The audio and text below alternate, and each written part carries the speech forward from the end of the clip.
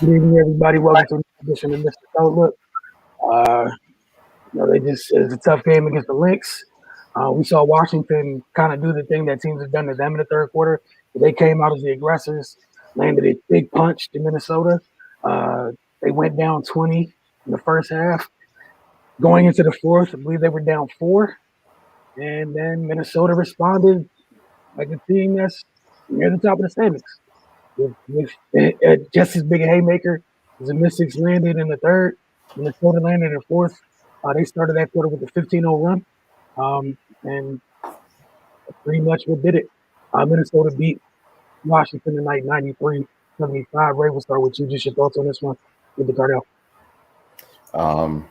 Yeah, man, like you said, it's just a tough game. I mean, the Mystics just can't catch a break this season. You know, they get Tina back, but they're without Maisha. So those are the breaks, man. And I know Coach T has been, he's been pretty vocal about dealing with all the adversity that they dealt with this year. I'm pretty sure it's frustrating for everybody involved. But man, you just gotta play the cards you're dealt. And I mean, it was like we've been saying recently, every game's basically a playoff game for them at this point. But the losses are starting to pile up, and with each passing game, it gets tougher and tougher for them. But they fast paced game to start off. Mystics, they was trying to run a lot of pick and roll action to get Tina involved and get her loose. She got a couple good looks early. I think for the most part, the game was pretty up and down for both teams. But I think the Mystics probably would have been a little better served, being more methodical and intentional offense. Seeing as how Minnesota, they're a pretty good defensive team, so you want to make sure you're executing and getting quality looks, and not just really playing a fast paced game. I think they kind of catered towards Minnesota, especially since their offense have been struggling recently. They had a chance to get a lot of shots up and kind of get loose, and we saw their offense kind of get rolling. Ariel Watkins had a pretty quick start, which is encouraging. Last game, I think it was their first game pretty much shooting well since they come back from the Olympics. I'm pretty sure that fatigue's catching up with her. But yeah, man, Lynx at one point they just turned it up defensively, seized control of the game, had a 12-0 run. They was up 29-19. It looked like it was getting pretty dark. But like you said, Wilson, the Mystics, they came on the third quarter and they fought back. I mean, if there's one thing about them, they're a resilient team. With you got to give them their credit on that part. They'll fight to the end. But yeah, Minnesota, they just down the stretch, they just controlled the game. Had some big performances from Rachel Banham. Sylvia Files put her paws all over the game as well. It was just a total team effort from them. Their bench production was crazy. A familiar face to Mystics fans. Area Power, she had a good game. They pretty much just put it together, and Mystics didn't have much answers. I mean, we know what they're dealing with, but again, you got to go out there and play and get wins any way you can, and they're just not able to do that at this point. I don't know what adjustments need to be made or what's going through their minds or what's being said in the locker room, but it's just tough times, and their seasons kind of reminded me of the season the Wizards just had. Just a ton of injuries back to back to back, and they're just having to fight through it, and they're in a position to scratch and claw their way into the playoffs. Hopefully the Mystics can get it done, but like I said, with each loss, that possibility gets further and further away from reality. Cardell. It's just another game where the Mystics failed to put together, 40 minutes, a full game. You see it in a couple quarters, but they don't have their full roster, and they're not deep or talented enough to not be able to compete for a full game. It's like when their backs against the wall, that's when they start playing all out. It's like, why should it have to come to that? I know if it's driving us crazy, I can only imagine what the coaching staff is going through. I mean, it just makes no sense, man. They compete with them in the first quarter. It's a close game. Then the second quarter, Fees and Powers just take over, man. It's just and not just them. Kayla McBride, Sylvia Fowles. It's just by committee, and they just take over and they just literally dominate them. Mississippi they scored a few points late in the second quarter. The first half is that pretty much won the game right there because it put the Mystics in such a deep hole where the Mystics had to damn near play perfect in the third just to make it a game again, man. I think in the third, uh, the Mystics shot. I know that they held on in the third they shot 10 of 18 from the field and outscored Minnesota 27-16. You're not gonna do better than that against Minnesota. It's the reason why they have the third best record in the league, man. You know what I'm saying? They gearing up for a playoff run. They're not playing games. You know they was gonna be on one because Powell's a former team. I know she loved her teammates, but there was some issues with the whole free agency, how it was dealt with the management part of it. And who knows what really went down with that, man. You know what I'm saying? So she obviously, as any competitor would, you eager to show your former team what they missed. You know what I'm saying? And she did. We all know what that was about. And it's just her fifth game back, so she's trying to get herself back in rhythm and stuff like that as well. I wasn't expecting too much from Tina because it's just not fair to put that all on her for coming back from an injury, missing a few games. You know what I'm saying? It's just she was going to be rusty. You know what I'm saying? And she got to deal with Sylvia and Fees. Man. That's a long night. You know, it ain't healthy. That's a long night being there. So, that's just, I expected the type of night she had, not her typical MEPS performance pre-Olympic break, Tina. And let's just face it, man. The Mystics lost to a deeper, more talented team. You know what I'm saying? Where the Mystics are, especially with the injuries with the Mystics, where the Mystics are strong. Not Powell's, Atkins had a great game. Just a second straight game, like as Ray said, man. So I think she's found her second win. As far as shooting the ball well, whatever. Their strength is Atkins. Clouds, the strength she can bang with all the point guards. And then whoever they have up front, honestly, and with Maisha gone, they left it with a rusty Tina. Other than that, they don't really have an advantage. And even then, those spots they're going up against a player of their caliber every night that's just equally as good or possibly even better, more decorated. So it's a fight for them where they have to win their match or just to even it out. So you need the others, as Shaq would call them, to step up and perform bigger, especially when you have players like No Deladon and definitely No Maisha who's been playing well. So with that being said, they just lost to a deeper team at home who's not playing with nobody. They in playoff mode. So I don't know, man. It's tough, man, because they had a chance. That's what it is, man. If Minnesota would have blew them out, cool. They lost to a better team, but they had a chance in the fourth quarter where they just couldn't get a bucket for the first 3:40 of the fourth, man. That was disheartening because it's just like y'all fought that hard to get back into the game. I think they were down 4 going into the fourth, and then they just blew you open. Don't even let you score for the first 3:40. Y'all went back to passing mode, just being predictable, looking for Tina Atkins or something like that to shoot the ball. Where by committee, y'all was spreading the ball around, moving the ball, and y'all was being aggressive as a team, which made Minnesota have to honor everybody. Then y'all went right back to what was comfortable once, I guess, Minnesota put a little pressure on you and that. And that was the game right there, man. They got the lead back up to 19 in no time, and I knew they were going to recover after that. They just don't have the offensive firepower to try to come back from that. The bench points, Minnesota thoroughly dominated the area, and it's been an issue all season offensively where teams' bench have just thoroughly outplayed the Mystics. They outscored them 39-18. I like what I saw out of Gustafson, man. She's a keeper. I will keep her. We just got to get her in better shape. That's it. Because she comes in, she's ready to go. She has 7.7 rebounds and what? Minutes. Yeah. Like that's why I'm looking at some of her teammates who played. It's like, what are y'all doing out there, man? I'm talking about on the bench. Some of like y'all been playing all season, man. She just now getting in the game and she's damn near putting up a double. It goes back to pride and want to, man. And everybody on the Mystics, no disrespect, don't want it bad enough. You know what I mean? And they need everybody to want it bad enough to try to make this playoff push. The 3-point shooting. Washington shot 25%, Minnesota shot 44%, and assists. Minnesota dished out 24 assists, Washington had 14. They moved the ball, they made the Mystics work. And they preyed upon the fact that they didn't feel like the Mystics had the depth to stay with them to do with all that athleticism for airport, and it showed that they didn't. Overall, so the Lynx did what they were supposed to do. Win at home, stay in the playoffs, try to secure a home court playoff advantage in the first round or what the first couple rounds of how it was set up. You got to go back and look at that once everything is finished. I know the Mystics lost. They were in the 8th spot coming in. Now they're back in the 11th spot. I don't know, man. It is.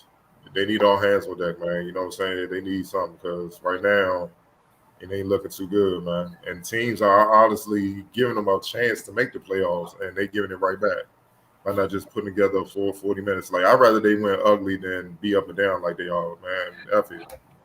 It just be ugly wins, but win. Find a way to win. And I just don't feel like everybody on the team is playing with that sense of urgency where they got to do whatever it takes to win. And until they do, it's going to be hard to get the wins that they need. Yeah, just to chime in a little bit, Coach was talking about, his biggest thing. Some of his comments was just like, that in the third quarter where they did make the run, he had to keep kind of, his horses for this group on the court almost that whole quarter. He tried to get him a little bit of rest to start the fourth, and that's when everything went bad. And it's like, and I know we keep saying this, it's been mentioned about the health of this group, but I don't think people fully get it. Like, he can't take the starters off the floor for more than 3 minutes at a time without anything bad happening. And like it not kind of bad happening, but like, no, he tried to give them a little break. Tina just got back, like we all mentioned. She's rusting. She's on minutes restriction. Ariel just got her second win at school, but she was her and Tosh were on the court. Her, Tosh, and Tina were on the court almost that whole third. So he was trying to find little spots to rest. And I guess this is the thing that maybe people took for granted, even going back to before the year they won the championship. This is probably the most their depth has been depleted, roster-wise, period. Like, even in the bubble, they were missing some of the top end, but they had most of their depth. Like, you still had Tiana, Emma was still here, but this, at least from what they've been used to, this is the most depleted they've been. And you saw, like you said, Cardell and Ray, you saw Minnesota where they've been stopped where their depth won this game. Their depth came in and was like, cool, we got you. They had won 4 in a row, but when Bynum first came up, Rachel Bynum first came off the bench, she, in the first 6 minutes of playing time tonight, she had 5 points, 4 assists, putting pressure on Washington, opening up the floor for Collier and Seal. We saw what Powers came in, what she did.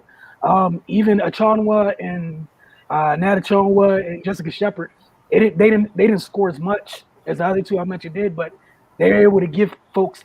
Minnesota was able to take people off the court, and everything didn't, as Cardell said, everything didn't fall to the wayside.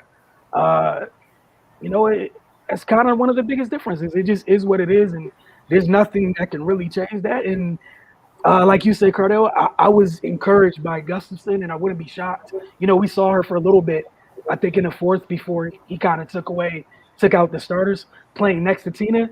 I wouldn't be shocked if she kind of gets a chance as we end this season, getting an opportunity to play more next to Tina. Because, like you said, it's somebody who she stays ready, and her sense of urgency is felt. Whether it's good, bad, or indifferent, you don't have to worry about her motor.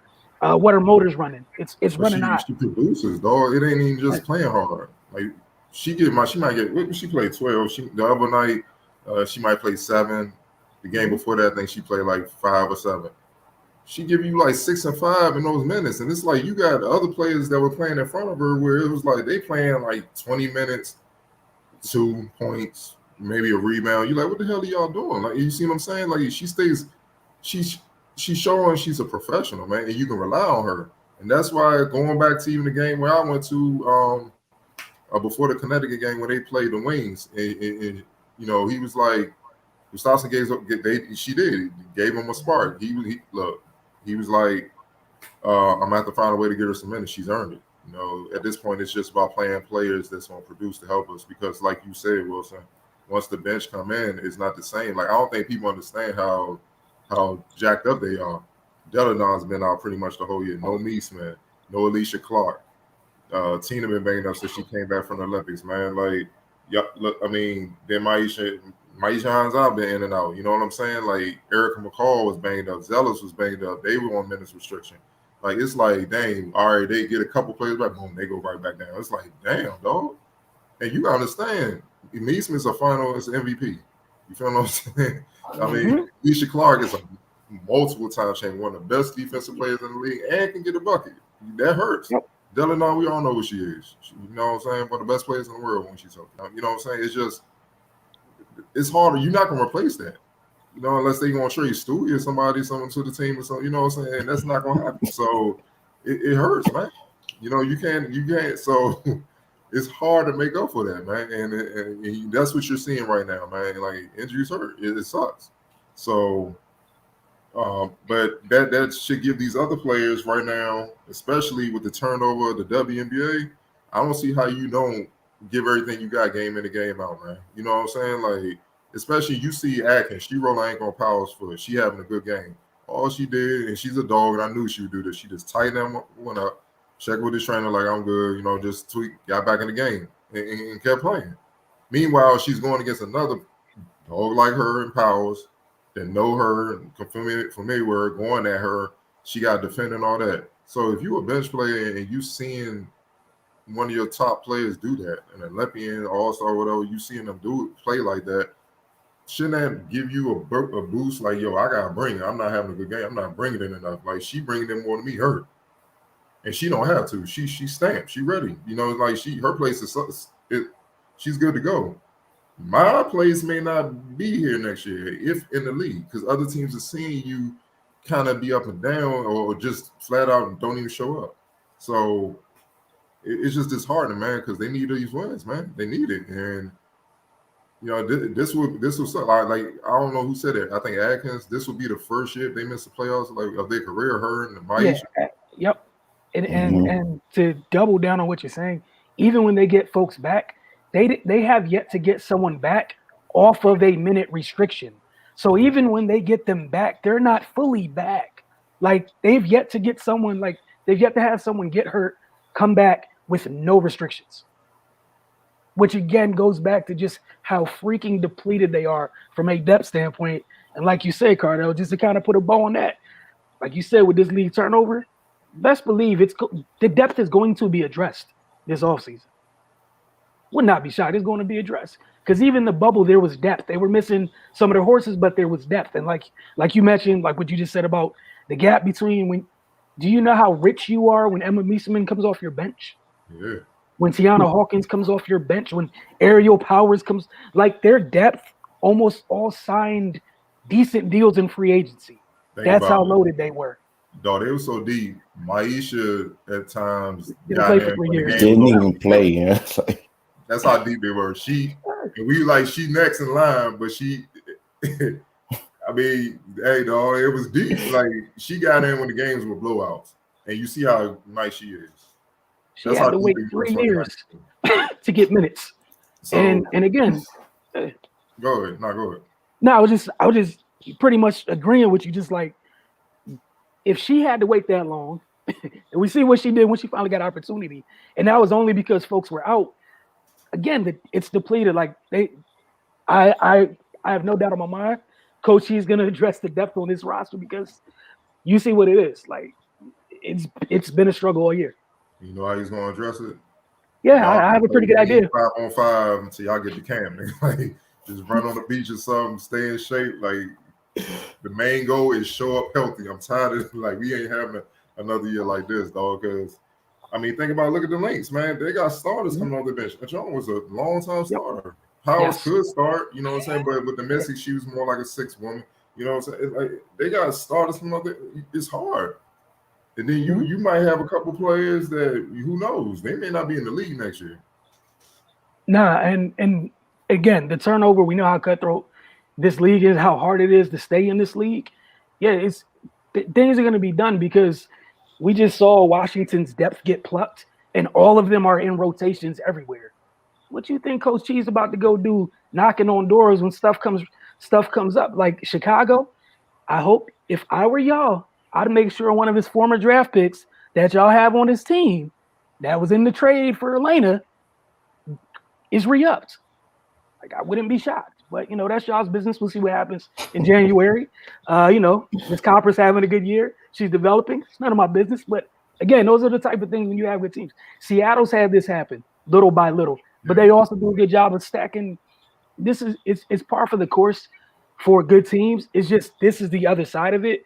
When injuries hit you, when you're trying to retool your depth, because the margin for error shrinks considerably when that depth is gone. So, And the starting center from 2019 is on the bench as a coach now. That's more depth. Yes. So it's tough, man. Chrissy and shout Tall, out to Latoya Sanders. She's in LA. You know what I'm saying? Like, we can go down that roster. It's so many players that's gone compared to now. It's just, you know what I'm saying? And they set such a high standard. That's what we know for Mystics basketball, the highest level. You know what I'm saying? So they're not even close to that right now, man. You got the starters with championship experience. They're fighting. They're competing. They're doing whatever they scratching the claw for the most part.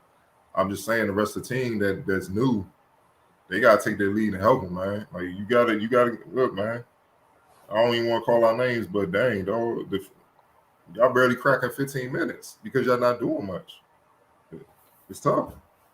What players with minutes restricting y'all barely cracking 15 minutes? And that's the part. Like, that's, again, the depth will be addressed. I have full faith in that man that's in charge, that the depth will be addressed properly going to next year. Like Cardell said, they might have to take a page from the football team I follow. Put everybody that, put all the starters, put them in bubble wrap. See you week 1. Like, just kind of check on you. You good? You're breathing. Everything works. Cool. No preseason for you. No. We'll see you then. We know who you are. We know what you bring. It's okay. But like you said, I think we all in agreement. Like, it's a tough year for them to get through. Not going, obviously can't completely close the door, but it's on them. It's going to be tough because, again, you can't even, like, it could possibly be doable if you could play your horses 30, 40 minutes or 30 minutes a night, and you can't because none of them are off restriction to be able to play. Like, and that's possibly, right? Like, best case scenario. And it's just gonna be tough, man. We'll see what ends up happening. Right now, they are in 9th at 10-17. So, we'll see. But again, they end the season, I think, at home against Minnesota. So Minnesota have a chance to possibly close the door later. They got the Storm next, the Dream. They should be able to. Not guaranteeing should. Right. They got Chicago. Then they got the Liberty, who they fighting with for playoff spots. Mm-hmm. Like you said, they got the Lynx. And out of the last 5, those are like playoff games. And the only saving grace right now is that the team above you and behind you, you're all on losing streaks. The Liberty have lost 6 in a row. The Sparks have lost 5 in a row. That's literally the only saving grace. I think Coach G said the other day. His goal is just try to get into the last 4 kind of healthy. But I mean, we'll see because I don't think anybody expected Maisha not to be playing tonight. He mentioned Plaisance. Her back's been kind of jacked up for the past couple games, and that hard fall obviously tonight did not help. But again, we've kind of covered this already ad nauseum. The depth compared to past years is not there. And again, shout out to Megan Gustafson for making the most of it. We know the type of college career she had, and she hasn't been the first big to come out of college that had a great college career, that had to kind of reconfigure life to last in the W. And I'm sure it'll get better with more reps and everything. And now the other thing is that she's changed her body a little bit more. It's kind of getting that functional strength back too, because we never really saw her on the ground that much in college. But this ain't college no more. I'm not mad at her. Like, this ain't college no more. You did what you had to do to change your body. So we obviously know you working, and again, the production, as Cardell mentioned, 7-7 and barely any time.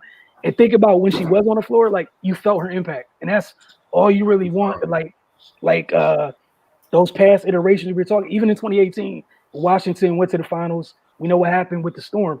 We felt that depth. we saw it the whole year. We saw it even more in 2019. We saw some of the depth in the bubble season, what was left over, and then they gotta go improve their depth. Like, it's not too many more ways we can see it. The minutes restriction thing, I think even Tosh is on a minute restriction. Like, the minute restriction thing is Look, it's tough all around, though. Yeah. It ain't Yeah, even man, it's coaching. craziness. I mean, I know Sabal, runs having certain situations happening. He looking at the bench like, damn, I can't even put her in. Like, it is, bro. It's just. Yes. It's been And a at the wild same, season. hey, look at the same time, like what you just said. The other side of it is, oh, I can't leave her out there that much longer, and I would like to. You know what I'm saying? If you do and if you don't, And so leave it's out, tough. yeah, game over. You know what I'm saying? I gotta buy some time. Just buy some time. Don't let it get too bad. And by the time he sub him out, it's a 20-point. It's tough, man. Like I'm sure tonight he was hoping he could buy 3 minutes of the fourth. And that 3 minutes was a wrap. in Minnesota was like, nah, you don't need to bring them back in. We're gonna go ahead and get this out the way now. We don't need to see them back on the floor. They kind of did what they did in the third quarter. Y'all could get ready for the storm. They ain't wasting no time. But as always, we appreciate you guys hanging with us for Mrs. Outlook. We'll be back following our next game. Don't forget the Focus TV each and every week. Now Wednesday mornings, you can catch it Wednesday morning at 9 a.m. on Roku. Got a Roku channel. All you got to do is get on your Roku TV or device. Just go to the search, type in the Focus TV, spaces in between. It's that simple. Add channel. I feel like all you guys know how to use your TVs and devices. It's 2021. I got faith in you guys. Take care of that. Don't forget to go over to the Focus TV. And a quick word from our folks over at Oohs and Ahs, which I cannot forget because it is Labor Day. Labor Day Family Feast. Your choice of 4 entrees and 3 large sides for $49.95. Add 2 cocktails or 4 beers at our Georgia Avenue location for $59.95. Again, that is oohsandahs.com. Y'all have a great evening.